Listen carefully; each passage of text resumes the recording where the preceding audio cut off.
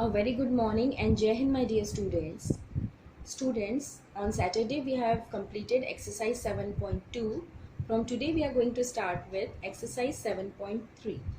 Students, this exercise is based on two criterias of congruencies. The first one is SSS, means side congruency, and the second one is RHS, which is right angle hypotenuse side. The meaning of these two criteria I have already taught you in the introduction part of this chapter.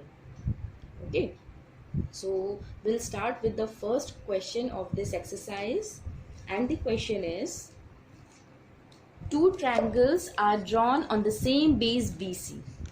See students, here a base is given BC in which two triangles are drawn, a small triangle DBC and another triangle ABC. These two triangles are isosceles triangle. ठीक है, ये given है question में कि ये दोनों जो triangles हैं वो आइसोसेलेस ट्रायंगल है, मीन्स दो साइड्स इसकी इक्वल है, और हमें स्टूडेंट्स ये चार चीज़ें प्रूफ करनी है. ठीक है, तो हम स्टार्ट करते हैं इस क्वेश्चन सॉल्यूशन से. हम वन बाय वन इसके पार्ट्स प्रूफ करेंगे. So will start with the first part.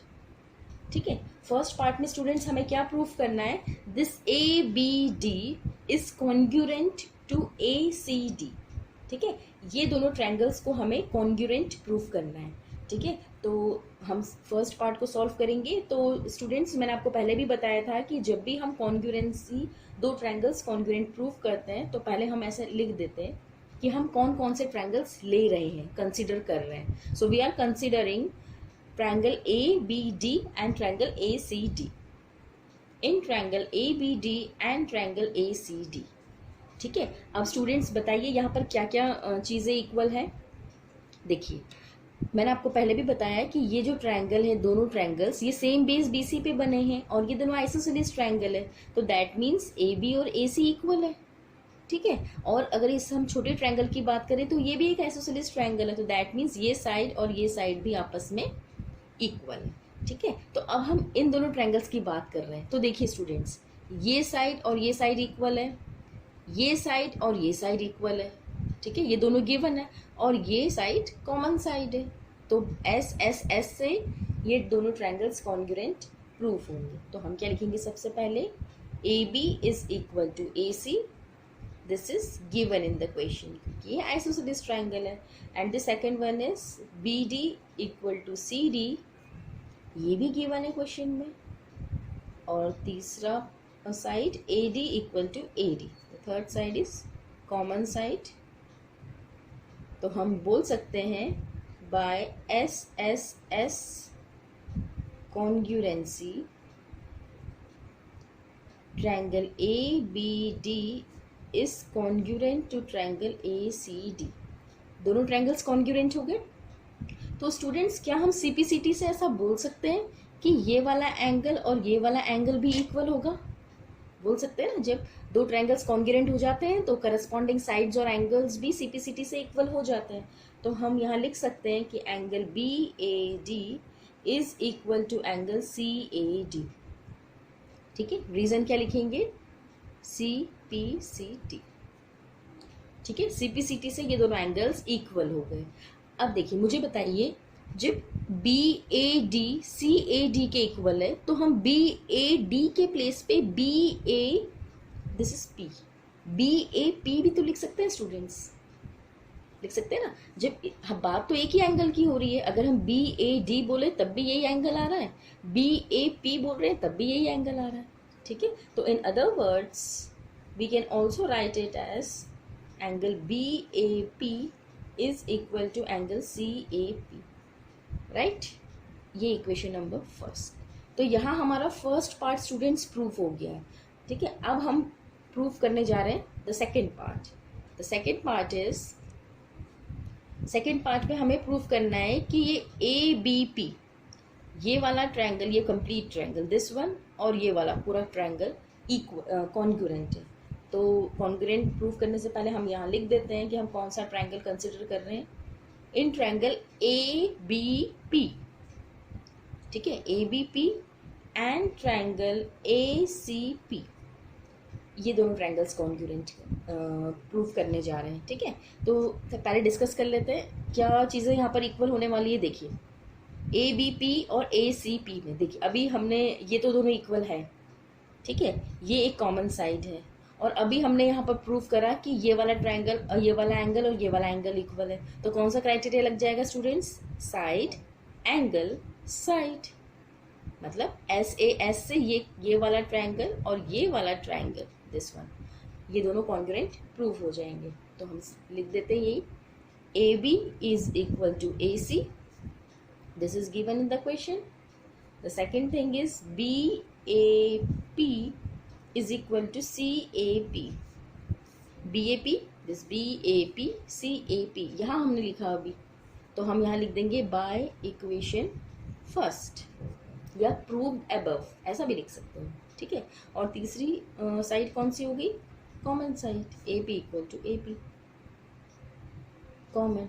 तो हम क्या लिखेंगे? बाय SAS कॉन्ग्रुएंसी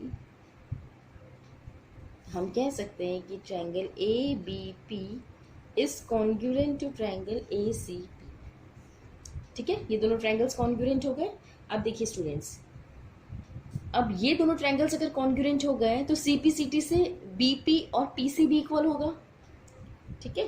तो हम यहाँ लिखेंगे B P equal to P C by C P C T, ठीक है। और इसे इक्वेशन मार्क कर देंगे 2, ठीक है। इक्वेशंस इसलिए मार्क कर रहे हैं क्योंकि आगे स्टूडेंट्स ये काम आने वाला है, ठीक है। ये दोनों पार्ट समझ में आए कैसे कॉन्ग्रुएंट प्रूव करें। पहला एस एस एस से प्रूव हुए दोनों ट्रायंगल्स और ये एस ए एस से इक्वल प्रूव हुए, ठीक है। अब आ जाइए थर्ड पार्ट पे। थर्ड पार्ट हमें क्या प्रूव करना है कि A P bisects angle A as well as angle D.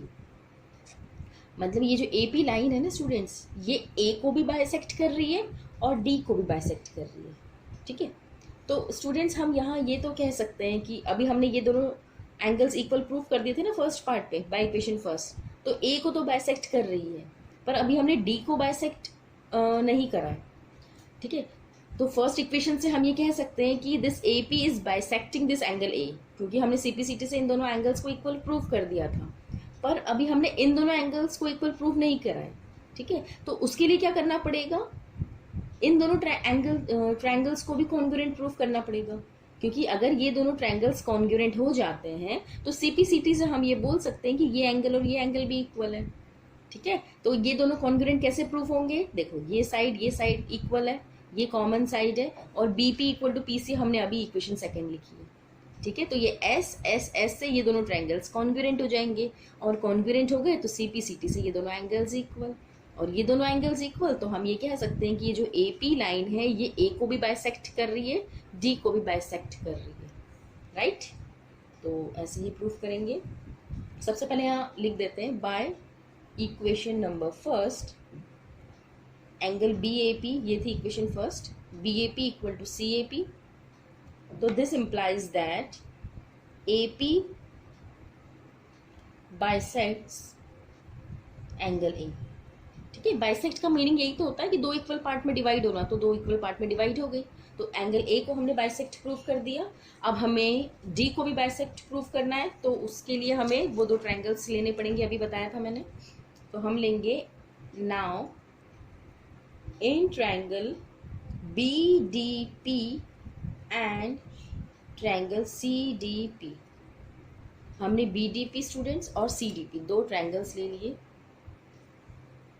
ठीक है। B D P C D P अभी मैंने बताया था एस एस एस से, तो मैं डायरेक्टली लिख देती हूँ बी डी और सी डी इक्वल है, ये गिवन है क्वेश्चन में क्योंकि आइसोसेलेस ट्रायंगल है। D P equal to D P common side, ठीक है। और third B P equal to P C by equation second equation में हमने यही लिखा है, B P equal to P C. तो C S S S by S S S congruency हम कह सकते हैं कि triangle B D P is congruent to triangle C D, okay students. और अगर ये कॉन्ग्रुएंट हो गए तो हम सीपीसीटी से क्या बोल सकते हैं? बी डी पी एंगल और C D P angle equal है, देखिए ये वाला, ये दोनों ट्रायंगल्स हमने कॉन्ग्रुएंट प्रूफ कर दिए, तो ये वाला एंगल इक्वल है। ठीक है, तो हम यहाँ लिखेंगे सी पी सी टी।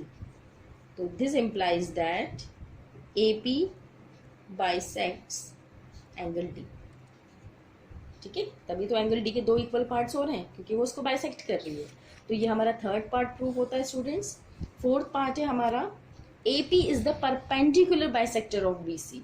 अब देखिए, perpendicular bisector that means perpendicular भी है और बाइसेक्ट भी कर रही है। तो बाइसेक्ट तो हमने यहाँ पर अभी प्रूफ कर दिया जब सेकंड इक्वेशन हमने करी थी ना। सेकंड इक्वेशन क्या थी कि B P equal to P C, ये वाली साइड और ये वाली साइड इक्वल है, ये हम प्रूफ कर चुके हैं इक्वेशन सेकंड पे। तो ये बाइसेक्ट तो कर रही है, पर अभी हमने ये प्रूफ नहीं किया है स्टूडेंट्स कि ये परपेंडिकुलर बाइसेक्टर भी है। तो इसके लिए क्या करेंगे, देखिए मैंने आपको लाइंस एंड एंगल्स में ये समझाया था कि लीनियर पेयर वाली प्रॉपर्टी वो क्या होती है कि एडजेसेंट एंगल्स, जब भी कोई स्ट्रेट लाइन पे कोई एक दूसरी लाइन आती है तो वो दोनों एडजेसेंट एंगल का सम 180 डिग्री होता है। तो क्या हम ऐसा लिख सकते हैं स्टूडेंट्स कि डी पी बी और डी पी सी ये दोनों एंगल्स का सम 180 होना चाहिए। ठीक है, क्योंकि लीनियर पेयर ही तो बन रहा है यहाँ पे। और यहाँ पर हम एक और चीज लिखेंगे, जब हमने ये दोनों ट्रायंगल्स को कॉन्ग्रुएंट प्रूफ कर दिया ना, तो हमने सीपीसीटी से ये दोनों एंगल्स को इक्वल लिखा था।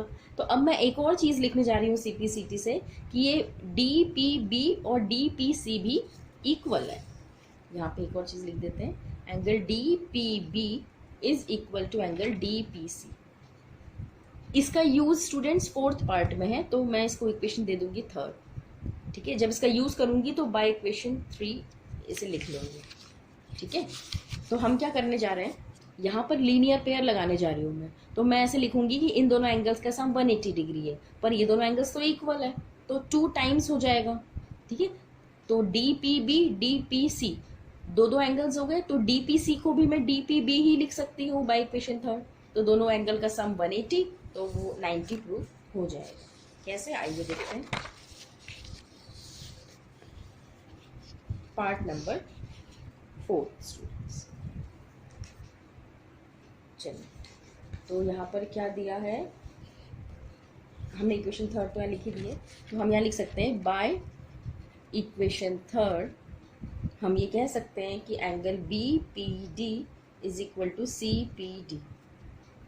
ठीक है, ये दोनों एंगल्स इक्वल थे, तो बाय लीनियर पेयर से हम ऐसा लिख सकते हैं कि angle B P D plus angle C P D is equal to 180 degree. ठीक है, अब इस बी पी डी और ये सी पी डी ये दोनों तो इक्वल है, तो मैं कोई भी एक चीज लिख सकती हूँ। तो सी पी डी के प्लेस पे मैं बी पी डी लिख देती हूँ, क्योंकि दोनों तो इक्वल है। तो बी पी डी, ठीक है, तो 2 times of B P D. ठीक है, और ये 2 डिनोमिनेटर में चला जाएगा, तो B P D equal to 180 upon 2, तो angle B P D equal to 90 degrees. और यही हमें प्रूफ करना था। ठीक है, तो hence by equation second and, इसे भी कुछ नाम दे दो, हमारी कहाँ तक इक्वेशन आई थी एक बार देख लेते हैं। थर्ड आई थी, ये फोर्थ, इसका नाम हम फोर्थ। तो by equation second and fourth we can say that, हम ऐसा बोल सकते हैं कि AP is the perpendicular bisector of BC। ठीक है, सेकेंड और फोर्थ क्यों लिखा, क्योंकि परपेंडिकुलर बाइसेक्टर का मतलब ये होता है कि 90 डिग्री भी है और वो उस साइड को 2 इक्वल पार्ट्स में डिवाइड भी कर रही है स्टूडेंट्स। ठीक है, तो यहाँ 90 प्रूफ करा है, और वहाँ इक्वेशन सेकेंड में हमने ये प्रूफ कर दिया था कि BP और PD बराबर है, TC इक्वल है। ठीक है, तो ये हमारा फर्स्ट क्वेश्चन कंप्लीट होता है। थोड़ा सा लेंदी है पर इजी है, कुछ नहीं करा है, हमने सिर्फ ट्रायंगल्स कॉन्ग्रुएंट प्रूफ कर रहे हैं अलग अलग क्राइटेरियाज यूज करके। ठीक है, now will move on to question number second. Question number, ये फर्स्ट क्वेश्चन इंपॉर्टेंट है स्टूडेंट्स, ये 4 मार्क्स में आता है एग्जाम में। चलिए, क्वेश्चन नंबर सेकेंड क्या है, AD is an altitude of an isosceles triangle ABC in which AB equal to AC. ठीक है, AD एक एल्टीट्यूड है. एल्टीट्यूड का मैंने मीनिंग सैटरडे को ही बताया था कि जो ऑपोजिट साइड पे 90 डिग्री का एंगल बनाती है. और ये आइसोसेलेस ट्राइंगल है तो AB AC के इक्वल है. और हमें शो करना है ये दो चीज़ें. ठीक है, यहाँ पर फिगर नहीं दिया है तो हमें इसे रीड करके फिगर बनाना है. इस टाइप से बनेगा. ये AD एल्टीट्यूड है स्टूडेंट्स, तो ये 90 डिग्री यहाँ पर हम मेंशन कर देंगे. और यहाँ पर AB और AC भी इक्वल गिवन है, तो ऐसे हम मार्क कर लेंगे. ठीक है, तो प्रूफ स्टार्ट करते हैं. गिवन टू प्रूफ ये सब आप लिख लीजिएगा. चलिए सॉल्यूशन. तो सॉल्यूशन में सबसे पहले हम क्या करने जाएंगे, सबसे पहले तो हमें ये प्रूफ करना है कि AD बाइसेक्ट्स BC. मतलब ये AB जो एल्टीट्यूड है स्टूडेंट्स, ये इस BC को बाइसेक्ट कर रही है. मतलब हमें ये प्रूफ करना है कि BD इक्वल टू DC. तो to proof AD bisects BC, ये हमें प्रूफ करना है. और मैं लिख सकती हूँ कि BD equal to DC. In other words BD equal to DC हमें प्रूफ करना है. तो इसका सॉल्यूशन कैसे होगा फर्स्ट पार्ट का. सबसे पहले इन दोनों को इक्वल प्रूफ करने के लिए स्टूडेंट्स मुझे इन दोनों ट्राइंगल्स को कॉन्ग्रुएंट प्रूफ करना होगा. ठीक है, हमें हमेशा हिंट प्रूविंग पार्ट से मिलती है. ये दोनों साइड्स कब आएंगी, जब इन दोनों ट्राइंगल्स को कॉन्ग्रुएंट प्रूफ करेंगे. तो हम ले लेते हैं in triangle BAD and triangle CAD. BAD and CAD क्या क्या चीज़ें इक्वल है. देखो ये साइड के इक्वल है, ये कॉमन साइड है और ये ईच 90 डिग्री. ये 90 है तो ये भी 90 होगा लीनियर पेयर से. तो we can write angle ADB is equal to angle ADC. ADB ADC के इक्वल है. रीजन क्या लिखेंगे, ईच 90 डिग्री. दूसरी चीज़ क्या होगी, AB इक्वल टू AC. ये गिवन है क्वेश्चन में कि ये आइसोसेलेस ट्रायंगल है. And the third thing will be AD equal to AD. This is common side. So what we will do, therefore by कौन सा क्राइटेरिया हो गया स्टूडेंट्स. देखो यहाँ पर बहुत सारे बच्चों को लगता है कि ये SAS हुआ है, साइड एंगल साइड नहीं हुआ है स्टूडेंट्स. साइड एंगल साइड का मतलब तो ये होता है कि साइड फिर इंक्लूडेड एंगल फिर साइड. तो साइड तो यहाँ पर है, पर इंक्लूडेड एंगल तो ये वाला होना चाहिए, पर हमारा तो ये आ रहा है. और यहाँ पर तो ये SAS तो नहीं हो सकता. पर स्टूडेंट्स देखिए, जब भी 90 डिग्री वाला केस हम कंसिडर करते हैं ना, तो RHS ही होगा. RHS का फुल फॉर्म क्या है, right angle hypotenuse and any side. कोई भी एक साइड ले लेते हैं हम, तो right angle hypotenuse and this side. तो ये क्राइटेरिया हो गया RHS कॉन्ग्रुएंसी. तो हम कह सकते हैं कि triangle BAD is congruent to triangle CAD. ठीक है, ये दोनों कॉन्ग्रुएंट हो गए. तो हम ये लिख सकते हैं by CPCT BD equal to DC. CPCT BD और DC भी इक्वल है आपस में. ठीक है, अब सेकंड हमें क्या प्रूफ करना है, AD बाइसेक्ट्स एंगल A. ये जो AD लाइन है ना स्टूडेंट्स, ये एंगल A को भी बाइसेक्ट कर रही है. तो स्टूडेंट्स ये भी हम CPCT से प्रूफ कर सकते हैं. कैसे, देखो ये दोनों ट्रायंगल्स को तो हम कॉन्ग्रुएंट प्रूफ कर चुके हैं. तो क्या हम ऐसा लिख सकते हैं कि angle BAD is equal to angle CAD again by CPCT.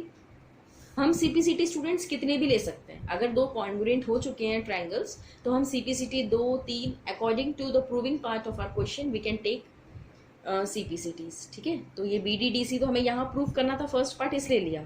Second part में BAD इक्वल टू CAD, ये CPCT हो गया. तो हम ऐसे स्टेटमेंट में लिख सकते हैं कि this AD bisects angle A. ठीक है, इस इक्वेशन का मतलब यही तो हुआ कि ये वाली एंगल और ये वाला एंगल इक्वल है. और एंगल इक्वल है तो हम ऐसे स्टेटमेंट में लिख सकते हैं कि this AD line is bisecting this angle A. Right, तो हमारा सेकंड क्वेश्चन भी प्रूव होता है.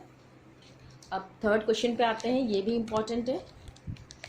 क्या है question students, two sides AB and BC are the medians. Two sides AB, BC and median AM of one triangle ABC are respectively equal to the sides PQ, QR and median PN of triangle PQR. ठीक है, थोड़ा सा ध्यान से आप break कर करके इसे पढ़ेंगे. तो इसमें ये लिखा हुआ है स्टूडेंट्स कि ये जो ए बी साइड है ना, दो ट्रायंगल्स गिवन है पहले तो, और दोनों ट्रायंगल्स के मीडियंस गिवन है. This A M and P N are the medians. और मीडियंस का मतलब मैंने उस दिन सैटरडे को भी बताया था कि मीडियन का मतलब ये होता है कि एक वर्टेक्स से एक साइड पे जो लाइन होती है वो जो जिस साइड पे वो फॉल हो रही है उस साइड को दो इक्वल पार्ट्स में डिवाइड कर रही है. That means B M equal to M C and Q N equal to N R. ये होता है मीडियन का मतलब. ठीक है. और एल्टीट्यूड का भी बताया था, उसमें ऑपोजिट साइड पे 90 डिग्री का एंगल बनाते हैं. तो यहाँ पर मीडियन की बात हो रही है. तो यहाँ पर क्या गिवन है स्टूडेंट्स, ये ए बी इस पी क्यू के इक्वल है, ये ए एम जो मीडियन है वो पी एन मीडियन के इक्वल है, एंड दिस बी एम नहीं बी सी, ये पूरी बी सी साइड इस पूरी क्यू आर साइड के इक्वल है. B M Q N equal नहीं दिया है, बी सी और क्यू आर इक्वल गिवन है. ठीक है. तो हमें शो करना है कि A B M is congruent to P Q N. ये दोनों ट्रायंगल्स को कॉन्ग्रुएंट प्रूफ करना है और ये पूरे ट्रायंगल्स को भी कॉन्ग्रुएंट प्रूफ करना है. दो चीजें हमें प्रूफ करनी है. तो will start with the first part. First part क्या है स्टूडेंट्स, हमें इन दोनों ट्रायंगल्स को कॉन्ग्रुएंट प्रूफ करना है ना. तो सबसे पहले हम यहाँ पर एक काम करेंगे, ये मीडियन दिया हुआ है ना, तो हम इसी का यूज करते हुए ऐसा लिख सकते हैं कि इन ट्रायंगल ए बी सी यहाँ पर क्या गिवन है, A M is a median. ये मीडियन गिवन है ना, तो ए एम मीडियन है, तो क्या हम ऐसा लिख सकते हैं कि बी एम और एम सी इक्वल होने चाहिए क्योंकि मीडियन है. ठीक है. और in other words can we write it like this, B M equal to half of B C. क्या ऐसा लिख सकती हूँ कि बी एम बी सी का आधा होगा क्योंकि ये आधे आधे इक्वल है आपस में, तो बी एम बी सी का हाफ होगा. ठीक है. ये equation number first.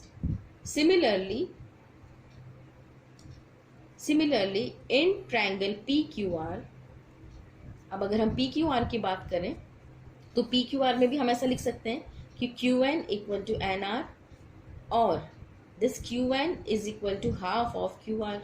Equation second, मतलब ये क्यू एन को क्यू आर का आधा लिख दिया. ठीक है स्टूडेंट्स. अब पहली और दूसरी इक्वेशन को ध्यान से देखो, फर्स्ट और सेकेंड को. अगर देखो बी सी और क्यू आर तो इक्वल गिवन है क्वेश्चन में, this B C is equal to this Q R. ठीक है. तो बी सी और क्यू आर इक्वल है, तो if R H S are equal तो L H S are equal. ये यूक्लिड ज्योमेट्री में स्टूडेंट्स सिखाया जाता है, आपने पढ़ा नहीं है कि जब आर एच एस पार्ट किसी भी दो इक्वेशन के इक्वल होते हैं तो उसके एल एच एस पार्ट भी इक्वल हो जाते हैं. तो ये बी सी और क्यू आर इक्वल है, तो by first and second we can write this since B C is equal to Q R, ये गिवन है क्वेश्चन में, तो हम ये लिख सकते हैं कि B M equal to Q N. Equation number third. मतलब बेसिकली मैंने क्या किया, इस बी एम और इस क्यू एन को इक्वल प्रूफ कर दिया. ठीक है. तो ये दोनों इक्वल प्रूफ हो गए. तो अब आ जाइए, अब ये हमारा दोनों ट्रायंगल्स कॉन्ग्रुएंट इजीली प्रूफ हो जाएंगे क्योंकि ये साइड के बराबर है, ये साइड के इक्वल है, और बी एम और क्यू एन को मैंने इक्वल यहाँ पर प्रूफ कर दिया है, तो एस एस एस से. ठीक है. तो now in triangle A B M and triangle P Q N, ये दोनों triangles this one and this one, तो इन दोनों ट्रायंगल्स में A B equal to P Q and B M equal to Q N. Reason देते चलेंगे. पहला वाला मैंने गिवन के जो दी थी इंफॉर्मेशन उससे लिखा है. B M equal to Q N कैसे लिखा है, बाय इक्वेशन थर्ड. और तीसरी चीज A M A M is equal to P N, ये भी गिवन है क्वेश्चन में. तो कौन सा क्राइटेरिया हो गया, साइड. तो by S A S congruency हम कह सकते हैं कि triangle A B M is congruent to triangle P Q N. ये मेरा फर्स्ट पार्ट प्रूव हो चुका है. ठीक है. अब इसके सीपीसीटी से स्टूडेंट्स मैं ऐसा लिख सकती हूँ कि angle A B M is equal to angle P Q N. क्या हम ऐसा लिख सकते हैं कि ये दोनों ट्रायंगल्स को तो हम कॉन्ग्रुएंट प्रूफ कर चुके हैं, तो ये वाला एंगल और ये वाला एंगल करस्पॉन्डिंग एंगल्स हो गए दोनों, तो दोनों इक्वल होने चाहिए सीपीसीटी. और can I write A B M A B M के प्लेस पे मैं ए बी सी भी तो लिख सकती हूँ, बात तो एंगल बी की ही हो रही है। तो और करके हम यहाँ लिख देंगे A B C is equal to P Q R. ठीक है, इसे इक्वेशन 4 बना लो। ओके स्टूडेंट्स, तो पहला पार्ट हमारा प्रूव हो गया। अब सेकेंड पार्ट भी इजीली प्रूव हो जाएगा। हाउ? देखो, अब हमें ये पूरे पूरे ट्रायंगल्स कॉन्ग्रुएंट प्रूफ करने हैं। तो देखो, ये साइड तो ये साइड के इक्वल हमें गिवन थी, ये साइड और ये साइड भी गिवन है, और ये हमने सीपीसीटी से अभी इक्वेशन 4 में प्रूफ कर दिया है। तो कौन सा क्राइटेरिया हो गया? Side angle side. ये साइड इस साइड के बराबर, ये एंगल इस एंगल के बराबर, और ये साइड इस साइड के बराबर। ठीक है, तो हम लिख देंगे यहाँ पर स्टूडेंट्स, मेरे पास स्पेस नहीं है, मैं इक्वेशन सेकंड कैसे लिखूंगी आप खुद कर लीजिएगा। ऐसे लिखना, in triangle A B C and triangle P Q R. ठीक है, दोनों ट्रायंगल्स कंसीडर कर लेना। ए बी मैं शॉर्ट में लिख रही हूँ, A B equal to P Q, B C equal to Q R, और यहाँ बीच में आएगा angle A B C is equal to angle P Q R. ठीक है, तो साइड एंगल साइड से ये दोनों ट्रायंगल्स कॉन्ग्रुएंट हो जाएंगे। बस यही हमें प्रूफ करना है। ठीक है, अब आ जाइए क्वेश्चन नंबर 4 पर।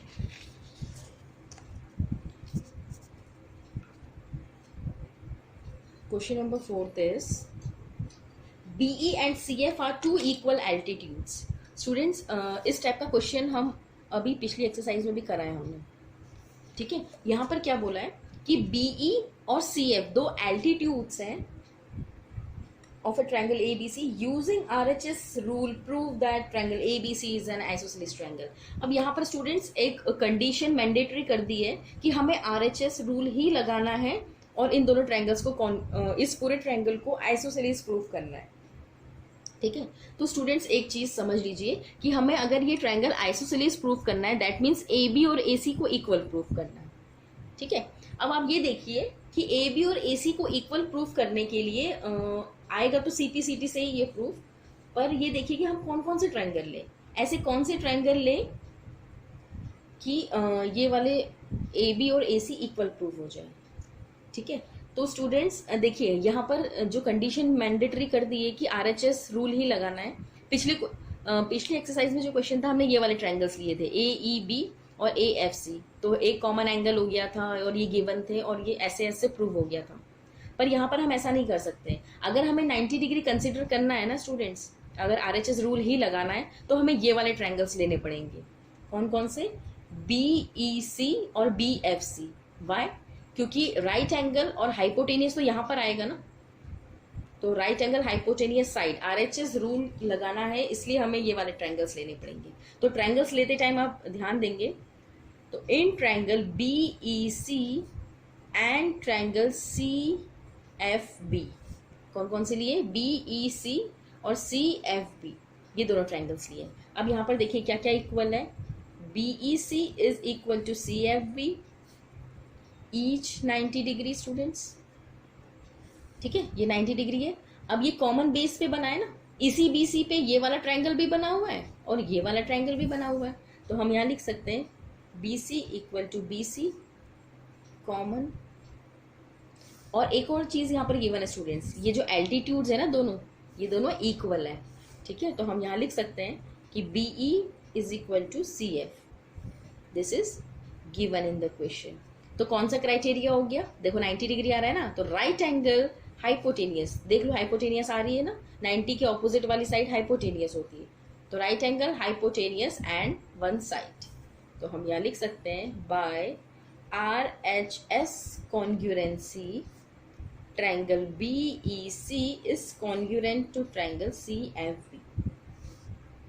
ठीक है, ये दोनों ट्रायंगल्स हमारे कॉन्ग्रुएंट प्रूफ हो गए। अब स्टूडेंट्स कॉन्ग्रुएंट तो प्रूफ हो गए, पर हमें प्रूफ तो ये करना है ना कि ये ट्रायंगल एक आइसोसेलेस ट्रायंगल है, तो उसके लिए क्या करना पड़ेगा? ए बी और ए सी को इक्वल प्रूफ करना पड़ेगा।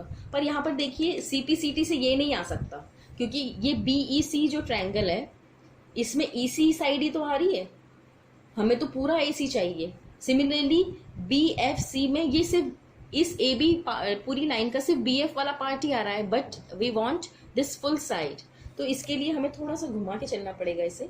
B C C F B तो कॉन्ग्रुएंट हो गए। ठीक है, तो क्या हम सीपीसीटी से ऐसा लिख सकते हैं कि ये B C E is equal to C B F? कौन सा लिखा मैंने,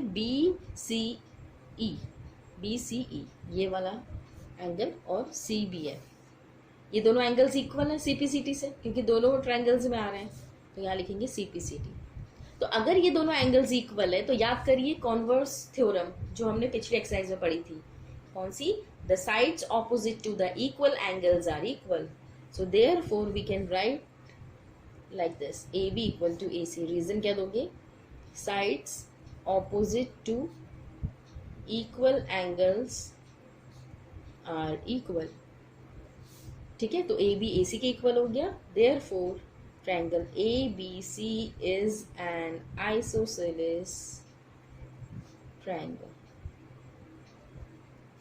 ठीक है। तो इस तरीके से आइसोसेलेस ट्रायंगल प्रूफ, ठीक है स्टूडेंट्स। ये आप कुछ बच्चे ऐसे करते हैं कि ये ऊपर वाले ट्रायंगल्स ले लेते हैं AEB और AFC, ये कॉन्ग्रुएंट प्रूफ तो हो जाते हैं, पर पहली बात तो ये RHS से प्रूफ नहीं होते। अगर ये दोनों कॉन्ग्रुएंट प्रूफ हो गए तो हम डायरेक्टली CPCT से लिख सकते थे कि AB और AC आ रहे हैं, क्योंकि वो दोनों ट्रायंगल्स में इंक्लूड हो रहे हैं। पर जब हमने ये वाले ट्रायंगल्स लिए नीचे वाले BC बेस पर, तो इसके लिए हमें पहले ये एंगल्स को इक्वल प्रूफ करना पड़ेगा, फिर थ्योरम लगा के फिर लिखना पड़ेगा AB इक्वल टू AC, ठीक है। अब स्टूडेंट्स ये जो फिफ्थ वाला क्वेश्चन है, ABC इज एन आइसोसेलेस, ये आपके लिए होमवर्क है, बहुत ईजी है, आप खुद कर सकते हैं इसे, ठीक है। तो ये आपका होमवर्क है, आपको कॉपी में करना है, अगर नहीं होता है तो आप मुझसे पूछ सकते हैं, ठीक है। So that's all for today and here comes to the end of this chapter. क्योंकि स्टूडेंट्स ये जो इनइक्वालिटीज वाला जो टॉपिक है, ये पूरी एक्सरसाइज CBSE ने कैंसिल कर दी है, डिलीट कर दी है, ठीक है। तो no need to study this exercise 7.4, तो हमें 7.3 तक ही पढ़ेंगे और आज हमारा ये चैप्टर भी कंप्लीट होता है, ठीक है। तो अब हम जब जूम क्लास में मिलेंगे तो हम नए चैप्टर के साथ मिलेंगे, okay. That's all for today, have a good learning, thank you.